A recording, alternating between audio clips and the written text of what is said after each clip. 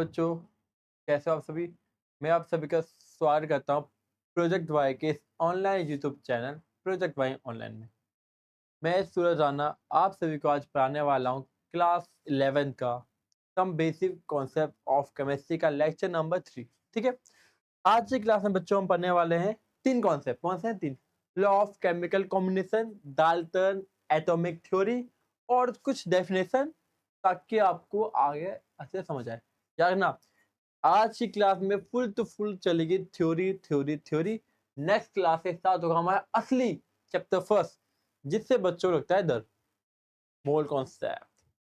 लेकिन मैं पढ़ाऊंगा इतने आराम से, इतने प्यार से, तुम बोलोगे भैया क्या ही पढ़ा है आपने, वाह भैया वाह। ठीक है, लेकिन ये चैप्टर थोड़ा सा थ्योरी थ्योरी वाला है तो कहते हैं ठीक है। लेकिन some basic concept of chemistry जो चैप्टर है वो फुल टू फुल फिजिकल है, तो उसमें मोल कॉन्सेप्ट का वेटेज ज्यादा है। थ्योरी आती है मैं मानता हूँ, लेकिन मेन उसका ही। ठीक है, तो चलिए आज की क्लास में हम पहले स्टार्ट करते हैं अपना law of chemical combination, Dalton atomic theory और सम डेफिनेशन एंड देयर अंडरस्टैंडिंग। ठीक है, तो first law of chemical combination. ठीक है, the law of chemical combination are fundamental principles that govern how element combine to form compound। Basically ये बताना चाहता है कि केमिकल के कुछ फंडामेंटल प्रिंसिपल जो कि बताता है कि एलिमेंट कंबाइन होंगे कि नहीं होंगे, फॉर्म होंगे कि नहीं होंगे, वो कैसे फॉर्म होंगे, कितना फॉर्म होंगे, ये बताता है हमें लॉ ऑफ केमिकल कॉम्बिनेशन। ठीक है, पता नहीं कुल मिला के ये 6 होते हैं, तो ये किसी किसी बुक में इसे हम 5 ही बोल लेते हैं। ठीक है, क्यों? क्योंकि हम ना मानते हैं कि जो मल्टीपल है उसको हम एग्जिस्ट नहीं करते, मानते ही नहीं है। या किसी किसी बुक में जो एक कॉम्बिनेशन है, मतलब किसी किसी बुक में ना इसी का ही एक सेकेंड नेम क्या होता है हमारा, गे लुसेक प्रिंसिपल। मतलब नाम अलग है लेकिन कॉन्सेप्ट सेम है। मैंने तुम्हें 6 में इसे बताया है ताकि तुम और बेहतर समझ सको। देखो पता नहीं यार ना, कंबाइनिंग वॉल्यूम को ही हम बेसिकली कहीं ना कहीं हम गे लुसेक ही बोलते हैं। ठीक है, बेसिकली तुम्हें दिक्कत आ रहा है, कोई बात नहीं, मैं हूं, आराम से स्मूथ में पढ़ेंगे बेसिकली। ठीक है, मैं तुम्हें इसलिए बता रहा हूं ताकि तुम और बेहतर समझ सको। ठीक है, ये हार्ड कुछ नहीं है, आसान है। पेपर में इसके ऊपर ज्यादा कुछ नहीं आएंगे, सिर्फ सिंपल सिंपल समझ लो। First, law of conservation of mass. Law of conservation of mass समझिए क्या बोल रहा है। Mass neither be created nor destroyed during chemical reaction. ये बोल रहा है कि जो मास है वो ना तो बन सकता है ना तो वो तबाह हो सकता है। नेदर क्रिएटेड नॉर डिस्ट्रॉयड, ये क्या लॉ ऑफ कंजर्वेशन ऑफ मास कहता है। क्या भैया ये पूरी तरह सही है? गलत। इन सभी के कुछ ना कुछ लिमिटेशन भी है। 101% इन ये पूरी तरह से सही नहीं है। तुम वो भैया भैया क्या बात करो भैया, आपने भैया बताया तक, और भैया हम पढ़ते आ रहे हैं क्लास 9 10th में लिखा हुआ है कि mass neither be create nor be destroy. लेकिन बाबू न्यूक्लियस के अंदर होते हैं, क्रिएट डिस्ट्रॉय होते हैं, वो अलग चीज है। मगर मैं बता रहा हूँ कि इनके अंदर भी कुछ ना कुछ लिमिटेशन है, सबके अंदर है। लेकिन अभी तुम्हें उतना डीप नहीं जाना, जब जाना होगा मैं बता दूंगा। ठीक है, जैसे जैसे हम क्लास को आगे बढ़ेंगे 11 12 में आएंगे तुम समझ जाओगे। देखो पेपर में आएगा इतना, तुम्हें पढ़ना सिर्फ हल्का सा ऊपर, हल्का सा ऊपर ही, हल्का सा ऊपर ही, हल्का सा ऊपर। नहीं हो तो बहुत बड़ा सर्कल है, समझ रहे हो, इसे उतना बहुत जो मैं समझा रहा हूँ काफी। लॉ ऑफ कंजर्वेशन मास क्या बोलता है? Mass neither be created nor be destroyed, मतलब जो टोटल मास है क्या है, टोटल मास ऑफ रिएक्टेंस है, वो प्रोडक्ट के टोटल मास के इक्वल होगा। भैया भैया समझा नहीं भैया, एग्जाम्पल बताओ, एग्जाम्पल समझ से आ जाओ। ए है प्लस बी है, इससे सी बन रहा है। ठीक है, ए हमारा मान लो 5 है, बी हमारा मान लो 10 है, तो सी कितना होगा? भैया भैया सी है 15 होगा। सही जवाब। क्यों? क्योंकि मास ना तो डिस्ट्रॉय होगा ना तो खुद बनेगा। 5 10 15 तो सी भी 15 होगा, फिर से बात है ना। मान लेते हैं यहाँ पर डी बन गया, ये मान लो कि ये 10 है, तो 10 नहीं, ये मान लेते हैं कि ये 9 है, तो कितना होगा? 15 है तो इसे 15 होगा, तो 9 प्लस 6 15 खत्म बात। तो मैं समझे इसका सीधा मतलब क्या है कि जितना मास रिएक्टेंट में है उतना ही मास प्रोडक्ट में होगा ही होगा, जितना मास आर में है उतना मास पी में होगा ही होगा। R for reactant, P for product. मैं बार बार नहीं बोलूंगा, ठीक है, इजी वे में। Next, law of definite property. A given compound always contain exactly same element in the same property by mass। मतलब क्या बोल रहा है कि कोई भी जो गिवन एलिमेंट होगा वो सेम प्रॉपर्टी शो करेगा बाय मास के according. For example H2O, H2O का ऑलवेज H रेशियो O होगा, मतलब कि एक हमेशा, मतलब एक रेशियो 8 होगा बाय मास का। मतलब कि अगर 1 ग्राम मतलब कि इसी वे में अगर 1 ग्राम अगर हाइड्रोजन होगा तो 8 ग्राम ऑक्सीजन होगा ही होगा, तब जाके पानी बनेगा। मतलब कभी भी किसी कंपाउंड में जो मास का जो होता है प्रोपोर्शनल वो हमेशा सेम होगा। मतलब पानी बनने के लिए 1 ग्राम हाइड्रोजन के साथ 8 ग्राम ऑक्सीजन चाहिए। तो भैया क्या मैं 1-2 ग्राम हाइड्रोजन के साथ में अगर 8 ग्राम ऑक्सीजन डाल दूं तो पानी बन जाएगा? नहीं बनेगा। रेशियो हमेशा सेम होनी चाहिए, रेशियो हमेशा किसका? बाय मास का। H का मास 2, O का मास 16 करेंगे तो क्या आएगा? अगर उसे करेंगे डिवाइड तो 1/8, मतलब 1 ग्राम हाइड्रोजन के साथ 8 ग्राम हमें ऑक्सीजन चाहिए फॉर मेकिंग H2O, पानी। समझ गए ये क्या होता है? Law of definite proportion. मतलब प्रोपोर्शन की वैल्यू फिक्स होती है, ऐसा नहीं कि जो कम ज्यादा वैल्यू फिक्स होती है हर एक कंपाउंड में, ठीक है। Next, law of multiple proportional. क्या बताइए? If two element form more than one compound, अगर दो एलिमेंट अगर मोर देन एक कंपाउंड बनाते हैं, the masses of one element combine. क्या होता है? जो मास होता है एक एलिमेंट का कंबाइन होता है with fix mass to the other simple whole number. Basic समझो। सी और ओ है, क्या है? सी और कार्बन 12 है, ऑक्सीजन का 16 मास, 12 मास कार्बन का, ऑक्सीजन का, ठीक है। अब हम लोग 10 पॉइंट, कार्बन का 12 है, ऑक्सीजन का 16 है, ठीक है। अब तुम देख पा रहे हो जो सभी हैं, जो क्या है, सभी हैं क्या कहते हैं, ठीक है। अब किसी एक ना एक का मास तो आएगा ही आएगा, सेम आएगा। क्या बोल रहा है कि if the element form more than one compound, अगर कोई एलिमेंट मोर देन एक कंपाउंड से ज्यादा बना रहा है, ठीक है, तो the mass of the one element combined with fix mass of other one. मतलब तो एक का मास क्या हो रहा है? फिक्स हो जाएगा। एक का मास क्या हो रहा है? फिक्स हो जाएगा, ताकि दूसरे से कंबाइन कर सके। देखो अब इन दो में से या ऑक्सीजन या कार्बन, किसी का मास फिक्स हो गया? भैया कार्बन का मास भैया फिक्स हो गया। तो ऐसे, ठीक है, समझ गए। और वो हमेशा सिंपल होल नंबर आएगा ही आएगा, ना तो दिक्कत परेशानी। आगे बढ़े, ठीक है, चलो आगे बढ़ते हैं।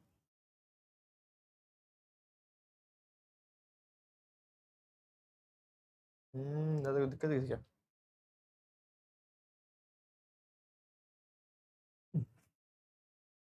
फोर्थ में क्या बोलता है?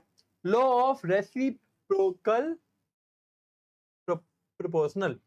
If the element A combine with element B, अगर बस ए एलिमेंट है, वो अगर बी से कंबाइन कर रहा है and also with C separately, मतलब क्या कहता है कि अगर ए एलिमेंट है वो बी से कंबाइन कर रहा है और अलोंग विद वो ए है वो सी से भी कंबाइन कर रहा है, then B C will combine with each other.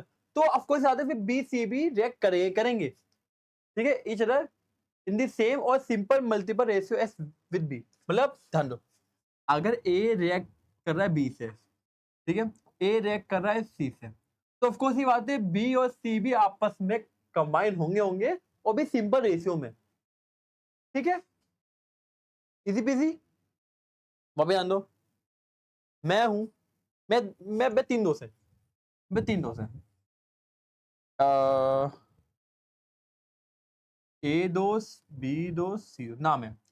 अगर ए की दोस्ती बी से है और ए की दोस्ती सी से भी है, मेरा कोई दोस्त है गौतम, उसकी मेरी दोस्ती है, और मेरा एक दोस्त है राम, उसकी मेरी दोस्ती है, तो ऑफ कोर्स ही बात है कि ये भी तो होता है अगर हम दोनों दोस्तों भी बी और सी भी तो दोस्त बन जाएंगे, ऑफ कोर्स ही बात है, होता है ना दो दोस्त में कि मेरा दोस्त ये मेरा दोस्त वो। अब हम दोनों रहेंगे तो उन दोनों में दोस्त हो जाएगी, क्यों? क्योंकि इनमें कॉमन पॉइंट मैं हूं। इजी पीजी, इसलिए मैंने बोल लिया। देखिए पता नहीं, अगर आपको कोई भी दिक्कत आ रही है तो एक बार वीडियो को वापस से पीछे करके सुन सकते हैं, समझ आ जाएगा। Next, Gay Lussac law of gases volume, या उसे बोलते हैं हम कंबाइनिंग वॉल्यूम। क्या मतलब, व्हेन गैस रिएक्ट टुगेदर, जब गैस आपस में रिएक्ट करते हैं, they do so in volume which B are simple ratio to each other and volume to produce same TNP, मतलब टेम्परेचर प्रेशर में। क्या हो रहा है कि अगर अगर सब लोग, अगर दो अगर गैसेस के फॉर्म में रिएक्ट कर रहे हैं, जैसे ये अब एच कितना एक, सीएल कितना एक, तो प्रोजेक्ट क्या होगा, दो बनेगा। हमने क्या क्या, तो ये एक सिंपल रेशियो में बन जाएगा। ठीक है, ये थोड़ा कंफ्यूजिंग जान दो फिर से। व्हेन गैस रिएक्ट टुगेदर, जब दो गैस आपस में रिएक्ट करते हैं, they do so in volume which B are simple ratio, तो वो आपस में करके एक सिंपल रेशियो में बन जाते हैं other and volume of product at the same TNP, और वॉल्यूम ऑफ प्रोडक्ट में सेम हो जाते हैं और भी सेम टेम्परेचर प्रेशर में। मतलब क्या, ये होने के लिए टेम्परेचर प्रेशर में क्या चाहिए, सेम चाहिए। क्या चाहिए, सेम चाहिए। आप समझो इजी वे में, ये क्या आप क्या, एच हमारे पास एक का रेशियो है, सीएल हमारे पास एक का रेशियो है। ठीक है, अब जो प्रोजेक्ट है वो क्या, दो बन गया, दो, तो ये एक सिंपल रेशियो में बन जाएगा अगर दो गैस आपस में रिएक्ट कर रहे हैं तो एक साथ। दो गैस, ये भी हो सकता है गैस सॉरी, दो अलग चीजें हो, कॉन्सेप्ट भी अलग है, वो मार्क करेंगे। ये बेसिकली ये है, देखिए पसंद नहीं। लास्ट, आवोगाद्रो लो। भैया आवोगाद्रो लो, भैया आवोगाद्रो, भाई नंबर सुना था मैंने, नंबर आएगा अगले लेक्चर में आएगा जब हम पढ़ेंगे मोल कॉन्सेप्ट। ठीक है, चलो। Equal volume of all gases at same temperature, क्या होता है कि इक्वल वॉल्यूम हो किसका, ऑल गैसेस का सेम टेम्परेचर एंड प्रेशर पे, containing equal number of molecule. मतलब कि अगर कोई भी गैस अगर सेम टेम्परेचर प्रेशर कंटेन करती है तो नंबर ऑफ मोल भी सेम होगा। ठीक है, मतलब क्या है, जो वॉल्यूम है वो डायरेक्टली प्रपोर्शनल किसके हो गए, मोल के, as same TNP. N for mole या मोलिक्यूल बोल लो, V for volume, as same TNP. यहाँ कोई दिक्कत परेशानी? ठीक है, आगे बढ़े, चलो क्या बात है। Next, Dalton atomic theory. Dalton ने हमारे ये है सामने इसके, डाल्टन जी, जॉन डाल्टन। इसने हमें कुछ दी थी थ्योरी, उसको मैंने लिखा पॉइंट वाइज इजी वे में। बुक में एनसीईआरटी में बहुत लंबा चौड़ा लिखा हुआ है, तो मैं वो तुम्हें प्रीफर नहीं करूंगा, पढ़ो ये पढ़ो। Matter is made up by small individual particle called atom. मतलब मैटर एक स्मॉल और इनविजिबल पार्टिकल से बना हुआ है जिसे हम बोलते हैं एटम। ठीक है, ये किसने कहा था, डाल्टन ने। Second, atom can not be created, divided और डिस्ट्रॉय। एटम को हम ना तो क्रिएट कर सकते हैं, ना डिवाइड कर सकते हैं, या ना तो डिस्ट्रॉय कर सकते हैं। ठीक है, next, atom of the given element are identical in mass and property. मतलब जो एटम होते हैं वो क्या होते हैं, बेसिकली आइडेंटिकल होते हैं इन दी मास और प्रॉपर्टी में। मतलब क्या, अगर मास अगर सेम है तो उनकी प्रॉपर्टी सेम होगी, बेसिकली आइडेंटिकल होते हैं, सेम होते हैं। Next, atom of the different element have different masses and property. अलग अलग एटम का डिफरेंट मासेस होते हैं और डिफरेंट प्रॉपर्टीज होते हैं। Next, atom combine in simple whole number ratio to form compound. मतलब जो एटम है वो सिंपल होल नंबर में क्या होते हैं, होल नंबर क्या होते हैं, रेशियो बनाते हैं ताकि वो कंपाउंड बना सके। बेसिकली बोलना चाहता है कि अगर कोई भी दो चीजें कंपाउंड बनाते हैं तो उनका रेशियो होना चाहिए होल नंबर में। ठीक है, ठीक, ये है कुछ उसके थ्योरी।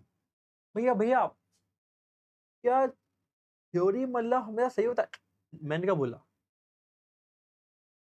ये बाबू थ्योरी है। थ्योरी मतलब होते हैं कि ये हमने दी है, सच है गलत ये पता नहीं हमें। ठीक है, ये प्रोस्टुलेट नहीं है, ये क्या है, थ्योरी है। तो ये मतलब होते हैं कि इन्हें बस अपनी बातें रखी, जैसे कि मैं बोल लूं कि अमेरिका का राष्ट्रपति मैं हूं, मैं थ्योरी दी है। बस वो बात है कि मेरे को मानेगा नहीं, इनके बाद सबने मान लिया क्योंकि साइंटिस्ट थे। ठीक है। तो भैया इनकी क्या सही बात सही है? नहीं। क्या सही बात गलत है? पता नहीं। इनने उस समय दी थी जब उस टाइम किसी को पता नहीं था, इसलिए वो बहुत फेमस हुए थे। लेकिन इनके कुछ लिमिटेशन भी आ गए थे। लिमिटेशन आपके सामने है। Limitation of Dalton atomic theory क्या है? Discovery of isotope. ठीक है, उनने कहा था कि एटम, उनने कहा था कि अलग, मतलब एक एटम के अलग अलग मासेस नहीं हो सकते, है ना? लेकिन atom of the same element can differ masses provided they are not identical. ये आइडेंटिकल नहीं होते, जबकि अगर आइडेंटिकल होते तो मन में एक आइसोटोप का ख्याल आया। उस टाइम आइसोटोप नहीं थे, लेकिन बाद में आ गया, तो इसलिए बोलते लिमिटेशन गलत है। Second, atom are divisible. उन्हें डाल्टन ने कहा था कि एटम डिविजिबल नहीं हो सकता, लेकिन यहाँ पर हो रहा है। कैसे? क्योंकि आगे जाके हमने सब एटॉमिक पार्टिकल और न्यूक्लियर रिएक्शन की खोज की, जिसे मालूम पड़ा कि एटम कैन बी डिवाइडेड। ठीक है, next, transmutation. Transmutation of element. ये क्या बोल रहा है कि न्यूक्लियर रिएक्शन में आता है कि क्या लिखा है? Atom of the one element can be converted into atom of another element. क्या बोल रहा है कि एक एलिमेंट दूसरे एलिमेंट में कन्वर्ट हो सकता है, जबकि उसने कहा था कि नहीं हो सकता। नेक्स्ट क्या बोला गया है? आइसोबार। आइसोबार भी आ गया। उस टाइम डाल्टन ने आइसोबार क्या सोचा नहीं था, लेकिन आ गया। Atom of the different element में हैव द सेम मासेस। ने कहा था कि एक का मास एक हो सकता है, लेकिन अलग मास आ गया, मतलब दो एलिमेंट का सेम मास आ गया। बेसिकली ये थ्योरी है जो कि तुम्हें समझ आना चाहिए। पेपर में सिर्फ तुम्हें बोला जाएगा right limitation of Dalton atomic theory, तो 2 से 3 पॉइंट तुम्हें लिख देना।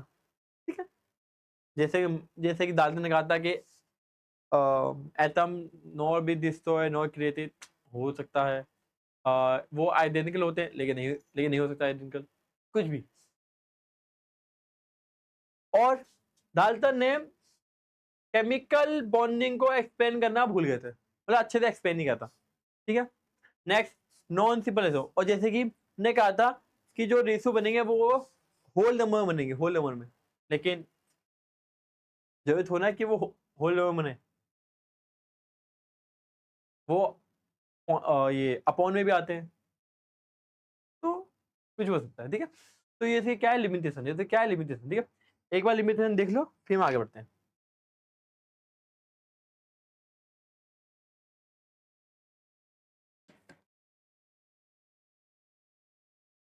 हो गया, चलो आगे बढ़ते हैं।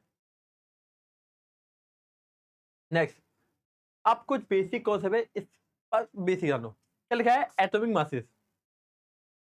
मास of the one atom and element called atomic masses. मतलब क्या है? एक एटम का जो मास होगा उसे क्या बोलेंगे? एटॉमिक मासेस, एटॉमिक मास बोलेंगे। ठीक है, जो एक एटम का, एक एलिमेंट का जो मास होगा, मतलब एक एलिमेंट का कोई एक एटम का जो मास होगा उसे क्या बोलेंगे? एटॉमिक मास बोलेंगे। फॉर एग्जांपल, हमें पता है कार्बन का 12 होता है एटम। ठीक है, जब 12 एटम का जो होगा सिंगल एटम, जो सिंगल होगा, सिंगल, उसको हम क्या बोलेंगे? मासेस, एटॉमिक मासेस बोलेंगे। ठीक है, और उसको इस कार्बन का एक जो में 12 है ना, अ, इसमें कितने? 12 ना, 12, 12 में से हमने एक ले लिया, इस एक को हम डिनोट करेंगे AMU से। ठीक है, एटम मोलिकुलर यूनिट कुछ बोल लो, ठीक है, AMU बोलेंगे। ठीक है, ठीक है, तो देखो यूज है, मतलब कार्बन का जो 12 है वो 12 AMU हो गया। कार्बन जो 12 एटम वो 12 AMU हो गया। एक AMU का मास कितना होगा? इतना होगा। कितना होगा? इतना, जिससे हम नीचे फर्दर डिवाइड करते हैं, इतना, एक MU इक्वल टू इतना। ठीक है, वन एटम, लिखा है one atom mass is defined is the mass exactly equal to 1/12 the mass of the one carbon C12 atom. बेसिक समझो, कार्बन लेते हैं, कोई कार्बन को ढूंढना आसान है। कार्बन का मास कितना होता है? 12, मतलब 12 एटम होंगे। 12 एटम में से हमने एक एटम ले लिया, 12 में से एक ले लिया, तो क्या हो गया? एक MU। एक MU का मास कितना होता है? इतना होता है। ठीक है, लास्ट में वैल्यू तुम्हारे सामने ये आई है। ठीक है, इसे बोलेंगे एटॉमिक मास। ठीक है, ठीक है। एमयू का मतलब होता है एटॉमिक मास होता है बेसिकली। नेक्स्ट फॉर एग्जांपल लेते हैं हम एग्जांपल हाइड्रोजन का। हाइड्रोजन का कितने होते हैं एटम? एक होते हैं। कितना होता है हाइड्रोजन? एक होता है। ठीक है, तो mass of atom hydrogen is इतना, सेम आगे इतना। ध्यान ध्यान दीजिए, सेम ही है, ऑलमोस्ट ऑलमोस्ट सेम ही है, तो सेम इतना ही होता है। ठीक है भैया, भैया वहां यहाँ भैया 6 7 है, वहां भैया 6 6 है। कैसे भैया? याद है मैंने लास्ट लेक्चर में मैंने कराया था राउंडिंग ऑफ का कॉन्सेप्ट, उसी से आ गया। ठीक है, हाँ ठीक है। तो फिर कार्बन 12 होते हैं, लेकिन एच में से एक ही होते हैं ना, तो इसका सीधा सीधा इतना आ जाएगा। ठीक है, सेम चीज मेरे को बताया गया है पूरा कि 1 ग्राम का मास कितना आएगा, सेम इतना, सेम सिंपल पूरा बेसिकली।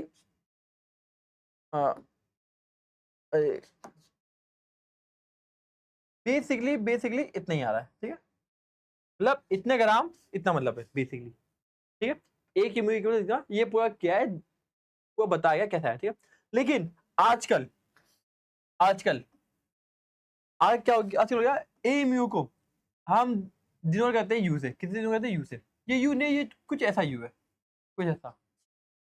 ठीक है, दिक्कत पता नहीं नहीं, जिसे हम क्या बोलते हैं? यूनिफाइड मास। जिसे क्या बोलते हैं? यूनिफाइड मास बोलते हैं। दिक्कत पता नहीं, वापस जान दो। कार्बन में 12 एटम होते हैं, 12 में से हमने एक ले लिया, उससे जो मास है वो इतना होगा। ठीक है, उसी के बेस पर हम काउंट करते हैं ये इतने ग्राम का होगा। ठीक है, ये कैसे निकाला, क्यों निकाला, ये बहुत लंबी कहानी है। कैसे निकाला, क्यों निकाला, ये यहां से आ गया। ठीक है, कोई कार्बन का पता था इसलिए। नेक्स्ट, एवरेज एटॉमिक मास क्या होता है? दो के मासेस को ले लिया, मतलब जितने भी थे हमें नेचुरली पाए गए, उनके मासेस को ले लिया हमने, और कितने लिया उसको डिवाइड, आंसर आ गया। कुल मिला के निकालना है हमें एवरेज। कैसे? फॉर एग्जाम्पल हमने पढ़ा है कार्बन का मास कितना होता है? 12 होता है। हीलियम का मास कितना होता है? 35.5 होता है। या 12 कैसे आया? सीएल का 35.5 कैसे आया? क्यों आया? कैसे? ये आप देखेंगे कि हमने कैसे लिया। ये जो हम लेते हैं ये मासेस है तो है, लेकिन क्या एवरेज है? क्या है? एवरेज मासेस है। हमारे नेचर में बहुत सा पसंद है, आइसोटोप भी पसंद है, बायो पसंद है। किसी किसी कार्बन का मास 13 होता है, किसी का 14 होता है। ठीक है, हम 12 क्यों लेते हैं हमेशा? क्योंकि हमें सबका हमें क्या लिया? एवरेज। सबको हमने क्या लिया? एवरेज। जैसे यहाँ पे दीजिए टेबल, कार्बन का आइसोटोप क्या है? C12, C13, C14। ये हमारे नेचर में कितने परसेंट है? C12% है 98%, C13 1.1%, C14 इतने। मासेस कितना है? 12 का इतना है, 13 का इतना, 14 का इतना। ठीक है, अब हमने इसका वो निकाला, हमने का मास निकाला कि 98% 12% है, 0.1% ये परसेंट है। इसको मैं अब जोड़ा तो क्या गया? 12। क्या गया? 12। इसलिए हम कार्बन का मास हम लेते हैं 12 लेते हैं। कुल मिला के ये सब है एवरेज। कि एवरेज कैसे निकाला? ठीक है, पर ध्यान दो, जितने नेचर में परसेंट है उसको कहते हैं हमने इंटू कर दिया के मास से। C12 नेचर में 98% अवेलेबल है, उसका मास कितना? 12, तो 12 से इंटू कर दिया, प्लस C13 1.1% अवेलेबल है, इंटू कर दिया 13। भैया भैया यहाँ यहाँ तो भैया पॉइंट 9 थे। कैसे? हमने इन तीनों को हमने एक मान लिया, तो क्या होगा? एक मान लिया तो क्या 0.9 आ गया, 0.01 आ गया, ऐसे कर दिया, तो क्या आसान पर है एक बार। ठीक है, चलो ये आ गया आंसर, इतना आ गया। ठीक है, पता नहीं ठीक है यार ना, अगर में दिक्कत आ रही तो समझ लो कि जो भी हम मासेस को लेते हैं वो क्या होता है? एवरेज एटॉमिक मासेस होता है, जो कि हमने सीखा। जैसे कि सीएल का 35.5 कैसा आया? क्योंकि 35 वाले भी परसेंट थे, 36 वाले परसेंट थे, 5 और 6 वाले परसेंट थे, दो थे, डिवाइड कर दिया तो 35.5 आ गया, तो हम वही मार्क्स गिनते हैं। ऐसा थोड़ी ना है कि पॉइंट में मार्क्स हमें मिलेगा, नहीं। सीएल हमारे पास कुछ 35 वाले भी थे, कुछ 36 वाले भी थे, दोनों को दो दो से डिवाइड किया, 35.5 आ गया, एकदम आंसर। ऐसे समझो। मोलिकुलर मास क्या होता है? किसी भी कंपाउंड का हमने सभी के इंडिविजुअल को हमने जोड़ा, जो मास आया वो क्या एटॉमिक मास आ गया। फॉर एग्जांपल ये carbon dioxide,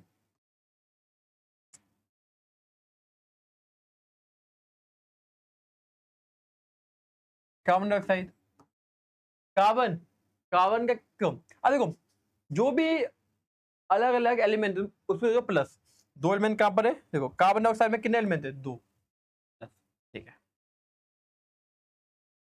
carbon plus O into two, ठीक है, कार्बन का मास 12 प्लस ओ का मास 16 इंटू टू, कितना हो गया 12 प्लस 32 44। तो 44 क्या हो गया, मास हो गया किसका, कार्बन डाइऑक्साइड का, इसे बोलेंगे molecular mass of carbon dioxide. वापस समझो, कोई सी भी हो वहां पर, ये मान लो वहां पर क्या है, C6H12O6 लेते हैं, ठीक है। अब बताओ इसमें कितने एलिमेंट अलग लगे, प्लस प्लस, C अलग है, H अलग है, O अलग है ना, ठीक है। अब कहते हैं 6 into C plus 12 into H plus 6 into O, ठीक है, ये ले लिया। अब जोड़ते हैं, कार्बन का मास क्या होता है 12, 12 होता ही नहीं होता, 12 इंटू 6, 12 24 36 48 60 72, 72 प्लस 12, एच का मास क्या होता है 1, 12 इंटू 1 12 प्लस 6, ओ का मास कितना होता है, कितना होता है 16, दुखा हो गया, ठीक है, कितना होता है 16, तो 16 16 करो कितना होगा, कितना होगा 96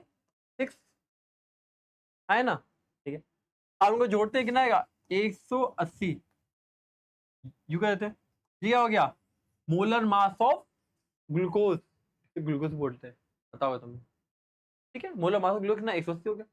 ऐसे निकालते हैं मोलिकुलर मास।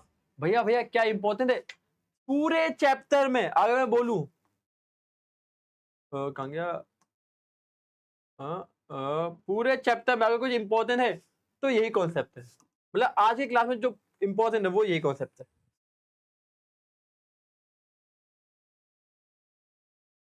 भैया क्यों, क्योंकि मोल कॉन्सेप्ट में मोलिकुलर मास तो इंपॉर्टेंट है ही है, ये लिख के ले लो अभी, ठीक है, समझ गए, आगे बढ़ते हैं।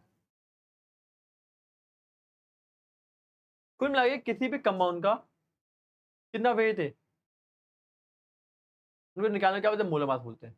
तब का जो दो मास हम कर दो आगे मोलर मास, एग्जाम्पल नीचे सामने,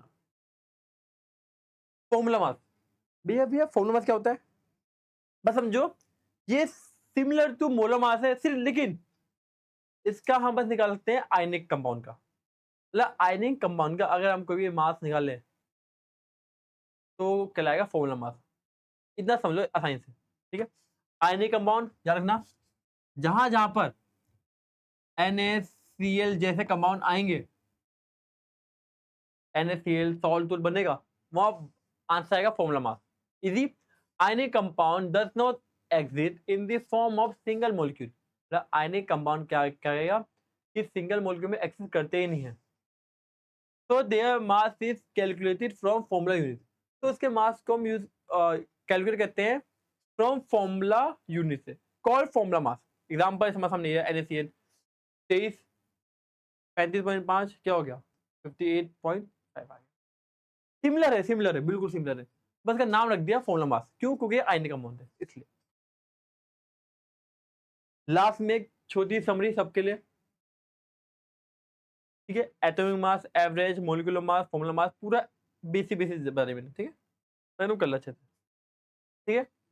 आप बताओ कोनो दिक्कत, परेशानी, समस्या, समस्या, बताओ बताओ बताओ, कोनो दिक्कत, परेशानी, समस्या, जब हम हैं तो दिक्कत किस बात की है ना, याद रखना मैं हूं, तुम्हारी केमिस्ट्री यहां से यहां से वहां ले जाता हूं, ठीक है। तो अलविदा बच्चों, मिलते हैं नेक्स्ट क्लास में, या ना अगली क्लास तुम्हारे लिए बहुत बहुत बहुत बहुत बहुत इंपॉर्टेंट वाली, क्यों, क्योंकि इसमें हम पढ़ेंगे सबका फेवरेट सबका चहिता मोल कॉन्सेप्ट। भैया भैया ये क्यों क्यों इम्पोर्टेंट है? बाबू पूरे चैप्टर में यही है, कुछ नहीं है। मोल कॉन्सेप्ट नहीं, मैं फिजिकल आधे के पानी में। क्यों? 11 में यही है, 12 में भी यही है। नंबर कैसे आएंगे बिना पढ़े? हाँ है ना? उसमें दिक्कत तुम्हें आती है तो मतलब तुम पढ़ रहे हो, दिक्कत नहीं आ रही तो मतलब तुम कुछ नहीं पढ़ रहे, तुम बेहद पढ़ रहे हो। ठीक है, तो मिलते हैं अगली क्लास में। अलविदा बच्चों, बाय बाय।